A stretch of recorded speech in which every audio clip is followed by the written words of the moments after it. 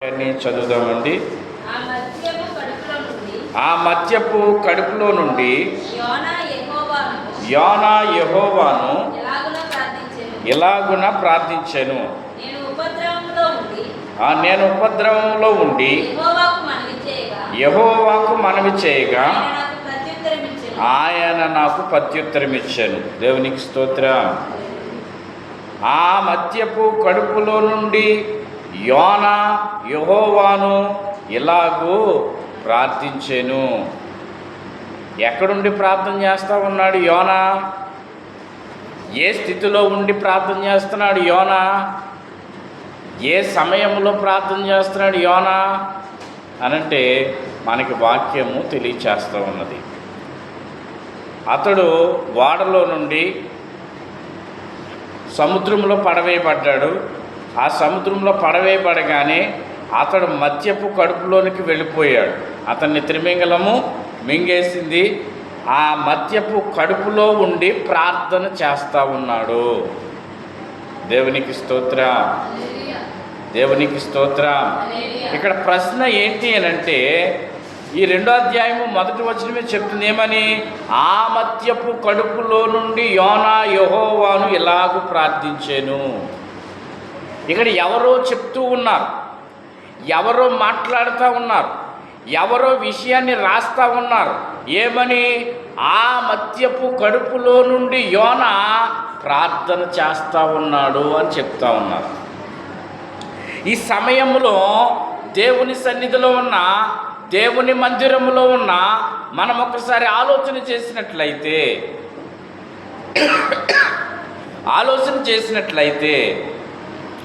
మనము ఏమండి ఎక్కడున్నాము, ఏ స్థలంలో ఉన్నాము, ఏ స్థితిలో ఉన్నాము, ఏ సందర్భంలో ఉన్నాము, ఏ పరిస్థితుల్లో ఉన్నామని జ్ఞాపకం చేసుకుంటే, ఇక్కడ యోనా కూడా మత్యపు కడుపులో ఉన్నాడన్న మాటను మనం వింటున్నాం. అతడు ఉన్నానా నేను లేనా అని ఆ విషయం అతనికి తెలియదు, కానీ ప్రార్థన చేస్తూ ఉన్నాడు. ఈ విషయాన్ని ఎవరో ఒకరు చెప్తూ ఉన్నారు. దేవునికి స్తోత్రం, హల్లెలూయా, దేవునికి స్తోత్రం.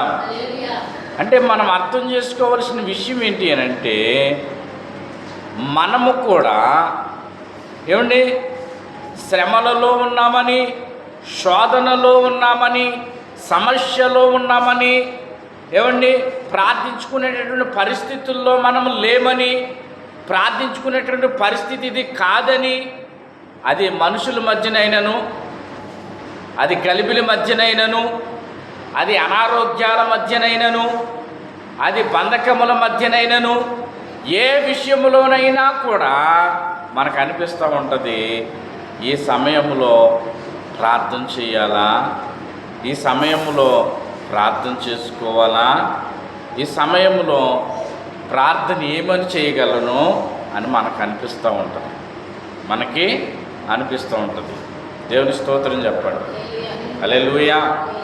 అవునా కదండి? మనం ఆలోచన చేస్తే పరిస్థితులు మనకు అనుకూలించినప్పుడు, మన యొక్క శరీరము మనకు సహకరించినప్పుడు, మన కుటుంబము కానీ, మనతో ఉన్న మనుషులు కానీ మనతో సహకరించినప్పుడు మనకేమనిపిస్తుంది? ఏమనిపిస్తుంది? ఏం చేయాలనిపిస్తుంది? నిస్సహాయ స్థితిలో మనము ఉంటాం.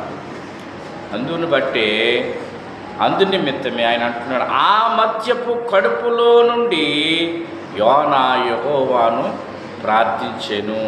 మనం కూడా అంతే. ఒక చేప ఎలాగైతే, ఒక త్రిమింగలం ఎలాగైతే యోనాను మింగేసిందో, అలా మింగబడినటువంటి పరిస్థితుల్లో మనం ఉన్నామేమో. ఒకవేళ అవి మనుషుల వలన కానీ, లోకస్తుల వలన కానీ, మనుషుల వలన వచ్చేటటువంటి సమస్యల వలన కానీ, శోధనల వలన కానీ, బంధకాల వలన కానీ, ఒకవేళ మనము కూడా నేను అసలు దేవుని చిత్తములో లేనేమో, నేను దేవుని బిడ్డగా లేనేమో, నేను దేవుని యొక్క బిడ్డగా నేను ఉండటం లేదేమో, దేవునికి తగినట్టుగా నేను ఉండటం లేదేమో, దేవుని కృపలో నేను ఉండటం లేదేమో, దైవ చిత్తానుసారముగా నేను నడవటం లేదేమో అని ఒక్కసారి మనం ఆలోచించినప్పుడు అలాంటి పరిస్థితుల్లో మనం ఉన్నప్పుడు కూడా ఇలాగే అనిపిస్తూ ఉంటుంది. దేవునికి స్తోత్రం. కానీ యోనా ఏం చేస్తాడంట? ఎలాగో మనవి చేసాను అని రాయబడి ఉంది అక్కడ. ఎలాగ మనవి చేశాడంట? చూడండి ఒకసారి ఆ మాటను మనం చదివినట్లయితే, నేను ఉపద్రవములో ఉండి యెహోవాకు మనవి చేయగా ఆయన నాకు ప్రత్యుత్తరం ఇచ్చను. ఏమని మాట్లాడుతున్నాడు ప్రభు అంటే, పరిశుద్ధ గ్రంథములో నుండి, యోనా గ్రంథములో నుండి, నీవు ఒక ఉపద్రవములో ఉండుండొచ్చు, నువ్వు తిరిగి లేవలేనటువంటి స్థితిలో ఉండుండొచ్చు, నువ్వు తప్పించుకోలేనటువంటి స్థితిలో ఉండొచ్చు, ఏమంటే నువ్వు శోధనలో నుండి, బంధకాల్లో నుండి విడిపింపబడలేనటువంటి సమస్యల్లో నువ్వు ఉండొచ్చు.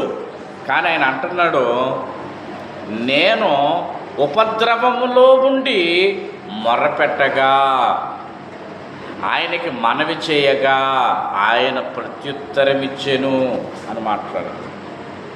దేవునికి స్తోత్రం చెప్పండి. హల్లెలూయా.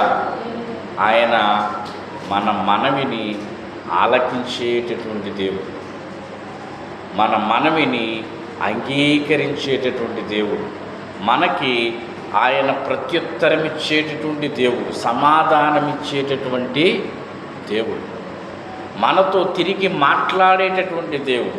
ఆయనతో మనం మాట్లాడితే మనతో ఆయన మాట్లాడతాడు. దేవునికి స్తోత్రం. హల్లెలూయా. ఆయన మనతో మాట్లాడతాడు. దేవునికి స్తోత్రం. హల్లెలూయా. ఆయన మనతో మాట్లాడతాడనమాట అండి. అంటే మనం అనుకోవచ్చు, మనకు ఆ ఆలోచన రావచ్చు, ఏమని, నేను ఉపద్రవములో ఉన్నాను, నేను చేప కడుపులో ఉన్నాను, నేను ఎక్కి రాలేనటువంటి పరిస్థితుల్లో ఉన్నాను, నేను ఎలాంటి స్థితిలో ఉన్నాను అని మనకు అనిపించినప్పుడు ఆయన అంటున్నాడు, నేను ఈ సమయంలో కూడా ప్రార్థన చేశాను, నేను ఈ పరిస్థితుల్లో కూడా ప్రార్థన చేశాను. మరి మీరు చేయాలి కదా ప్రార్థన అని అంటున్నాడు ఆయన. మీరు కూడా చేయాలి కదా. మీరు ఏ ఉపద్రవంలో ఉన్నా, ఏ మద్యపు కడుపులో ఉన్నటువంటి అలాంటి శ్రమలలో ఉన్నా, నేనిక మూయబడిన దానిగా, మూయబడిన వాడిగా, లోపల నుండి బయటికి రాలేని వాడిగా, నేను కప్పబడిన వాడిగా, త్రొక్కబడిన వాడిగా, నెట్టబడిన వాడిగా, దిగజారిన వాడిగా, లేవలేని వాడిగా, ఎక్కలేని వాడిగా నేనున్నాను, ఇక నా పని ఇంతేనేమో అని అనుకుంటే కనుక ఆయన అంటున్నాడు, నువ్వు అక్కడి నుండైనా మొదలుపెట్టవచ్చు, నువ్వు ఎక్కడి నుండైనా ప్రార్థన చేయొచ్చు, నువ్వే స్థితిలో నుండైనా ప్రార్థన చేయొచ్చు అని అంటున్నాడు. నేను ఉపద్రవములో ఉండి ప్రార్థన చేశాను, నేను మద్యపు కడుపులో ఉండి ప్రార్థన చేశాను, నేను దేవునికి మనవి చేశాను, ఆయన ప్రత్యుత్తరం ఇచ్చాడు. దేవునికి స్తోత్రం. హల్లెలూయా. చూడండి, ఇంకా కిందకి మనం చదివినట్లయితే, పాతాళ గర్భములో నుండి నేను కేకలు వేయగా నీవు నా ప్రార్థనను అంగీకరించితివి, నీవు అగాధమైన సముద్ర గర్భములో నన్ను పడవేసి ఉన్నావు, ప్రవాహములు నన్ను చుట్టుకొని ఉన్నవి,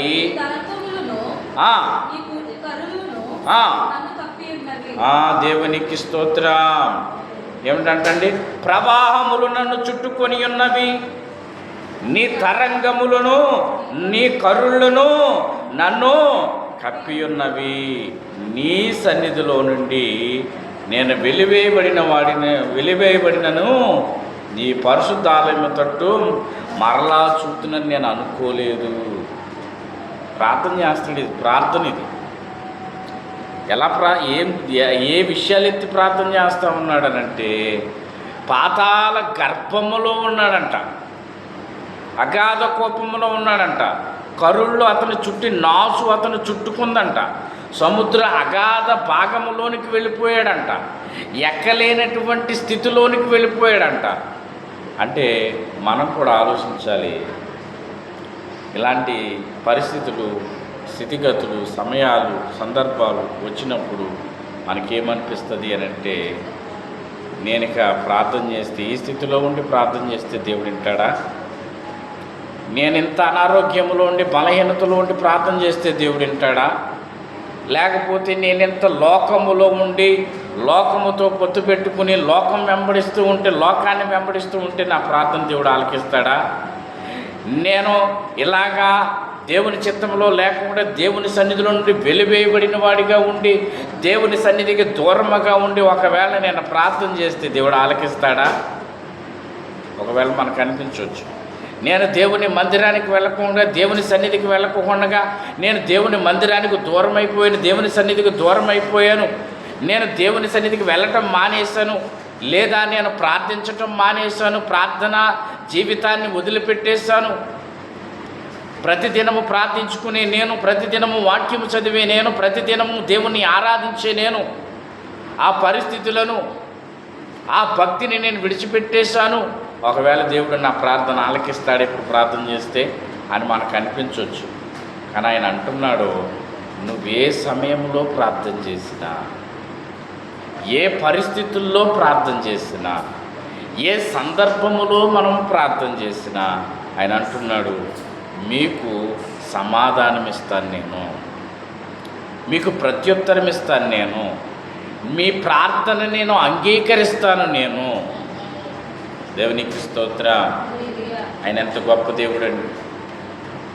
ఆయన ఎంత గొప్ప దేవుడు అంటే, మనము ఎలాంటి వారిమైనా వాక్యములో ఉంది, పరిశుద్ధ గ్రంథంలో మత్తయి సువార్తలో ఉంటుంది, 7వ అధ్యాయంలో, మత్తయి సువార్త 7వ అధ్యాయంలో 7వ వచనం చూస్తే ఉంటుంది. అక్కడ ఒక సందర్భం చెప్తాడు. ఏమండి, మీరు మీ పిల్లలు, ఏమండి, మీ పిల్లలు రొట్టెని అడిగితే రాతినిస్తారా? గుడ్డుని అడిగితే తేలినిస్తారా? చేపను అడిగితే పామునిస్తారా?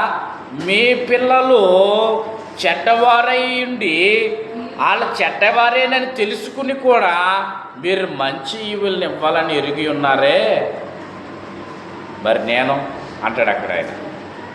మరి నేను, ఒకసారి చదవండి ఆ మాటను. మీరు చెడ్డవారయుండి మీ పిల్లలకు మంచి ఈవులు ఎరిగి ఉండగా పరలోకమందున్న మీ తండ్రి నన్ను అడుగు వారికి అంతకంటే ఎంతో నిశ్చయముగా మంచి ఈవులనిచ్చును. దేవునికి స్తోత్రం. ఏమంటున్నాడు? ఉదాహరణకి ఎవరిని తీసుకున్నాడు దేవుడు? ఉదాహరణకి ఎవరిని పెట్టాడు దేవుడు ముందు? ఉదాహరణగా మనకి ఎవరిని చూపిస్తున్నాడంటే మన పిల్లలనే చూపిస్తూ ఉన్నాడు. మన పిల్లల గురించే మాట్లాడుతూ ఉన్నాడు. ఎందుకని? మనకు తెలుసు, వీళ్ళు చెప్పిన మాట వినరు, వీళ్ళ లోబడరు, వీళ్ళ సరిగా ఉండరు, ఏమంటే మంచి సమాధానం ఉండదు, మాట వినరు. ఏమండి, నేను తండ్రినైనా తల్లినైనా నేను చెప్పిన మాట వినే పరిస్థితుల్లో లేరు. వీళ్ళు ఇష్టానుసారముగా ఉంటారు, లోకానుసారముగా ఉంటారు. ఏమండి, లోకాన్ని ఆశ్రయిస్తారు. ఇదేమిటి అని మనం అనుకున్నప్పటికీ మనం ఏం చేస్తామండి? దేవుని స్తోత్రం. వాళ్ళకి మంచి ఈవుల్ని ఇవ్వాలని అనుకుంటాం. ఉదాహరణకు మనం మాట్లాడుకుంటే, పిల్లోడి మీద కోపం వచ్చింది అనుకోండి, ఏం చేస్తాము?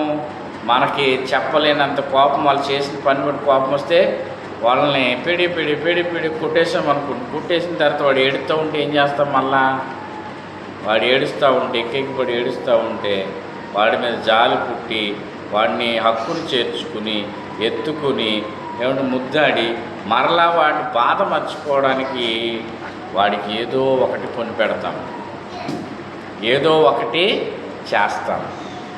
అంటే ఏం చేస్తున్నాం మనము? కోపపడినా కూడా ఆ కోపములో ప్రేమ ఉంది. అలాగే మనము పిల్లల మీద చిరాకు పడ్డామని, కోపపడ్డామని, కొట్టామని మరో పక్కన బాధ ఉంటుంది. ఇవన్నిటిని తట్టుకుని తాలుకుని అవన్నిటిని పక్కన పెట్టి మరలా పిల్లల్ని మనం హక్కును చేర్చుకుని వాళ్ళకి ఏది కావాలో మరలా వాళ్ళకి మనము ఇస్తూ ఉన్నాం. నీకు నీకేం కావాలో చెప్పు అంటాను, నీకేం కొనుక్కుంటావో చెప్పు, నువ్వేమేమి ఉంటావో చెప్పు అని మనం మాట్లాడుతూ ఉంటాం. దేవునికి స్తోత్ర, హల్లెలూయా. మరి పరలోకమందున్న తండ్రి ఏమంటున్నాడు అని అంటే, మీరు మీ పిల్లలు చెడ్డవారైనా కూడా వాళ్ళకి మంచి ఇవ్వాలనుకుంటున్నారు. ఇక దానికి ఏం ఉదాహరణ నేను చెప్పను కానీ అంటాడో ఆయన అంటున్నాడు, దీన్ని మీరు ఆలోచించుకోండి, మీరు నా పిల్లలు, నేను పరలోకమందున్న తండ్రిని. ఈ పరలోకమందున్నటువంటి తండ్రిని ఏమండి దేవుని బిడ్డలైన మీరు అడిగితే వాటికంటే శ్రేష్టమైనవి, వాటికంటే ఉన్నతమైనవి, వాటికంటే విలువైనవి, అంటే మనము ఏది విలువైనది పిల్లలకి ఇవ్వాలనుకుంటామో, ఏది శ్రేష్టమైనది పిల్లలకి ఇవ్వాలనుకుంటామో, ఏది మేలని పిల్లలకి ఇవ్వాలనుకుంటామో, ఏది భాగ్యమని పిల్లలకి ఇవ్వాలనుకుంటామో, వాటికంటే నువ్వు అనుకున్న దానికంటే, నువ్వు ఊహించిన దానికంటే, మనం తలంచిన దానికంటే దేవుడు ఏమండి అంతకంటే నిశ్చయమైనటువంటి దేవుడు పరిపూర్ణమైనటువంటి ఆశీర్వాదాలు మనకు అనుగ్రహిస్తాడంట. దేవునికి స్తోత్ర, హల్లెలూయా. అంటే యోనా ఏ పరిస్థితుల్లో ఉన్నా ప్రార్థన చేస్తూ ఉన్నాడంట. యోనా ఎక్కడ ఉన్నా ప్రార్థన చేస్తూ ఉన్నాడనంట. మనము కూడా మనము అయ్యో ఈ చిన్న పొరపాటు చేశానే, ఈ చిన్న లోటు ఉంది నాలో, ఈ చిన్న కొరత ఉంది నాలో, నేను చేస్తే దేవుడు నా మాట వింటాడా, నేను ప్రార్థన చేస్తే దేవుడు సమాధానం ఇస్తాడా అని అనుకోవటం కాదు. కానీ ఒకవేళ నువ్వు ఏ స్థితిలో ఉన్నా, నువ్వు ఏ పరిస్థితిలో ఉన్నా, ఈ మాటలు వింటున్నటువంటి నీవు ఒకసారి దేవుని వైపుకు తిరిగి ప్రార్థన చేస్తే ఆయన ఆలకిస్తాడు, ఆయన అంగీకరిస్తాడు, ఆయన సమాధానమిస్తాడు, ఆయన జవాబునిచ్చి గొప్ప కార్యాలు మన జీవితంలో చేస్తాడు. దేవునికి స్తోత్ర. ఆయన అంటున్నాడు, నాకు అసాధ్యమైనది ఏదైనా ఉన్నదా? నాకు అసాధ్యమైనది ఏది కూడా లేదు, దేవునికి సమస్తము సాధ్యమే. చేప కడుపులో ఉన్న యోనా మొర్ర పెడితే, త్రిమింగలం మింగేసినటువంటి సముద్ర గర్భములో ఉన్నటువంటి, సముద్ర అగాధములో ఉన్నటువంటి, ఉపద్రవములో ఉన్నటువంటి పైకి ఎక్కి రాలేనటువంటి పరిస్థితుల్లోనికి వెళ్ళిపోయినటువంటి యోనా ప్రార్థన చేస్తే దేవుడు ఆలకించి చేపకు ఆజ్ఞాపించి అతడు ఒడ్డును కక్కేటట్టు, అతడు సజీవ లెక్కలో ఉండేటట్టుగా చేపకు ఆజ్ఞాపించినటువంటి దేవుడు నీ విషయంలోనూ నా విషయంలోనూ దేవుడు ఆజ్ఞాపించడా? దేవునికి స్తోత్ర. చేప యోనాను మింగిన తర్వాత అది నిద్ర చేసింది అనుకోండి, ఏమవుతుంది? నిద్ర చేసింది అనుకోండి, నిద్రపోయింది అనుకోండి, ఏమవుతుంది? లోపల ఉన్నటువంటి యోన అరిగి కరిగి పిప్ప అయిపోతాడు. కానీ దేవుడు ఏం ఆజ్ఞాపించాడు? ఇదిగో నువ్వు అతను ఎక్కడైతే నేను విడిచిపెట్టమని చెప్తున్నానో, ఎక్కడికైతే నేను వెళ్ళమన్నాను అక్కడికి వెళ్ళేంత వరకు నువ్వు రెస్ట్ తీసుకోవద్దు, విశ్రాంతి తీసుకోవద్దు, నువ్వు ప్రయాణించి వెళ్ళి ఇదిగో ఆ నినివే పట్టణపు ఒడ్డున రేపున అతన్ని కక్కివేయని చెప్పాడు. దేవునికి స్తోత్ర, హల్లెలూయా. దేవునికి స్తోత్ర.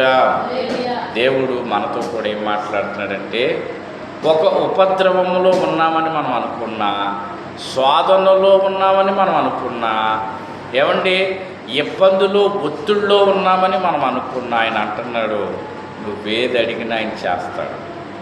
ఆయన చేసి నీ కన్నులకు ఆశ్చర్యము కలిగేటట్లుగా, మనం ఊహించలేనటువంటి కార్యాలు చేయవాడుగా, మనము తలంచలేనటువంటి కార్యములు చేయవాడుగా, అత్యధికమైన మేలుతో నింపేవాడుగా, మన ఊహకి అందని మేలును చేసి ఆయన మనల్ని ఆశ్చర్యంలో ముంచెత్తుతాడు. ఆయన మనం అనుకుంటాం, అబ్బా ఎంత గొప్ప దేవుడు ఆయన, నా దేవుడు ఎంత గొప్పోడు, నా దేవునికి తెలుసు, నేను ఎక్కడున్నానో నా దేవునికి తెలుసు, నేను ఏ స్థలంలో ఉన్నానో దేవునికి తెలుసు, నేను ఏ పరిస్థితిలో ఉన్నానో దేవునికి తెలుసు. దేవుడు నాకు సహాయం చేశాడు ఈ సమయంలో. దేవుడి సమయంలో నాకు సమాధానం ఇచ్చి నాకు ఊరటను కలిగించి నన్ను నెమ్మదితో నింపాడని మనము చెప్పుకునేటట్లుగా దేవుడు చేస్తాడు. దేవునికి స్తోత్రం. ఆయనకు అసాధ్యమనేది ఏది కూడా లేదు. దేవునికి సమస్తము సాధ్యమే. అది ఉద్యోగ విషయంలోనైనా, చదువు విషయంలోనైనా, మనం చేసుకునే వ్యవసాయం విషయంలోనైనా, మనకిచ్చిన పాడి విషయంలోనైనా, పశుపక్షాదుల విషయంలోనైనా, మనం చేసే చేతి పని విషయంలోనైనా, దేనిలోనైనా ఒకవేళ మనం నలిగిపోతే, కృంగిపోతే, లొంగిపోతే, మనం లేవలేనటువంటి పరిస్థితుల్లోనికి వెళ్ళిపోతే, మనం లేవనెత్తే వాళ్ళు ఎవరో లేకపోతే, మనల్ని ఆదరించే వాళ్ళు ఎవరో లేకపోతే, మనకు సహాయం చేసేవారు ఎవరో లేకపోయినా ఆయన అంటున్నాడు, నువ్వే స్థితిలో ఉండైనా మనవి చేయి, నువ్వే స్థితిలో ఉండైనా ప్రార్థన చేయి, నువ్వే పరిస్థితిలో ఉండైనా ప్రార్థన చేయి, నీకు నేను సమాధానం ఇస్తాను. దేవునికి స్తోత్రం. కాబట్టి దేవుని మందిరానికి వచ్చిన మనము, దేవుని సన్నిధిలో ఉన్న మనము, దేవుని మాటలు వింటున్నటువంటి మనము, ఈ మాటలు విన్న మనము మనకున్న స్థితిని బట్టి, పరిస్థితిని బట్టి ప్రార్థన చేస్తే దేవుడు ఖచ్చితంగా మన ప్రార్థన ఆలకించి, మన ప్రార్థన అంగీకరించి, మన ప్రార్థనకు ప్రత్యుత్తరం ఇచ్చి, జవాబునిచ్చి మనల్ని సాక్షిగా నిలవబెట్టుకుంటాడు. ఆయనకు అసాధ్యమనేది ఏదీ లేదని, ఇదిగో మీ పిల్లలకు మంచి ఈవులు ఇవ్వాలనుకుంటున్నారు, అంతకంటే నిశ్చయమైనటువంటి ఈవులను మీకు నేను ఇస్తానని ఆయన తెలియజేస్తున్నాడు. కాబట్టి మనకి ఏ అవసరత ఉన్నా, ఏ కొరత ఉన్నా, ఏ అక్రత ఉన్నా, ఏ లోటున్నా మన కుటుంబంలో, మన జీవితంలో దేవునికి ప్రార్థన చేస్తే దేవుడు సమాధానం ఇస్తానని చెప్తున్నాడు. ఈ పరిశుద్ధ మాటలు మన వినికిడిలో దేవుడు దీవించి ఆశీర్వదించును గాక. ఈ సమయంలో విన్న మాటలను బట్టి ప్రార్థన చేసుకుందాం. దేవునికి స్తోత్రం. హల్లెలూయా.